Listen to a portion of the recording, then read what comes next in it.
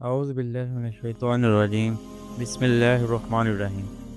السلام علیکم ناظرین۔ بچوں اور اونٹ کی کہانی۔ ایک زمانے کی بات ہے، ایک گاؤں میں 4 بھائی رہتے تھے۔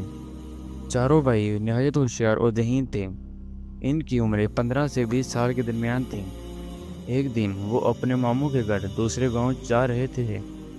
راستے میں انہیں اونٹ کے قدموں کے نشان نظر آئے۔ تھوڑا آگے گئے تو ایک شخص ان کی طرف آتا دکھائی دیا۔ جب وہ قریب آیا تو اس نے پوچھا، میرا اونٹ کہیں کھو گیا ہے، کیا تم نے آس پاس کہیں اونٹ دیکھا ہے؟ سب سے بڑے بھائی نے پوچھا، کیا اونٹ کا ایک پاؤں ٹوٹا ہوا ہے؟ دوسرے بھائی نے فوراً کہا، کیا اونٹ کی دم کٹی ہوئی ہے؟ تیسرے بھائی نے کہا، کیا اونٹ ایک آنکھ سے کانا ہے؟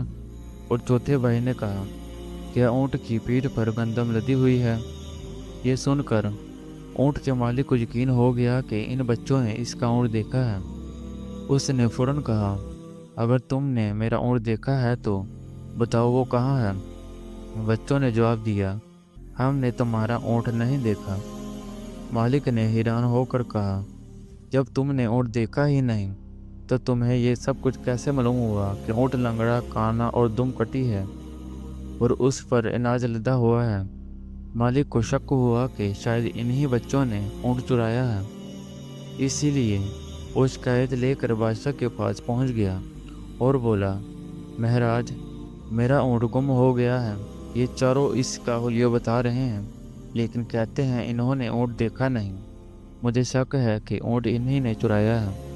بادشاہ نے چاروں بھائیوں سے پوچھا، جب تم نے اونٹ دیکھا ہی نہیں تو تمہیں ان کا حلیہ کیسے معلوم ہوا؟ سب سے بڑے بھائی نے جواب دیا، مہاراج، جس راستے میں ہم گزر رہے تھے وہاں اونٹ کے قدموں کے نشان تھے۔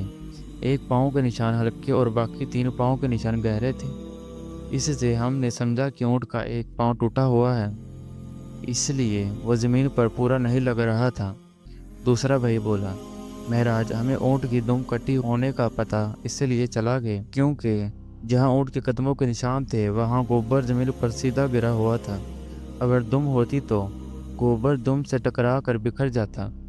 تیسرا بھائی بولا، مہاراج، جہاں سے اونٹ گزرا تھا وہاں ایک طرف کی گھاس کھائی گئی تھی اور دوسری طرف گھاس جوں کی تو موجود تھی۔ اس سے ہم نے سمجھا کہ جس طرف کی گھاس نہیں کھائی گئی اس طرف سے اونٹ کانا تھا اور اسے وہ طرف نظر نہیں آتی تھی۔ چوتھا بھائی بولا، مہاراج، جس راستے سے اونٹ گزرا تھا وہاں گندم کے دانے بکھرے پڑے تھے، اسی لیے میں نے کہا کہ اونٹ کی پیٹھ پر گندم لدی ہوئی ہے، لیکن ہم نے حقیقت میں اونٹ کو نہیں دیکھا تھا۔ چاروں کی بات سن کر بادشاہ ان کی ذہانت سے بہت خوش ہوا اور انہیں اپنے دربار کے مشیر مقرر کر لیا۔ امید کرتا ہوں آپ کی ویڈیو اچھی لگی ہوگی۔ Please subscribe my YouTube.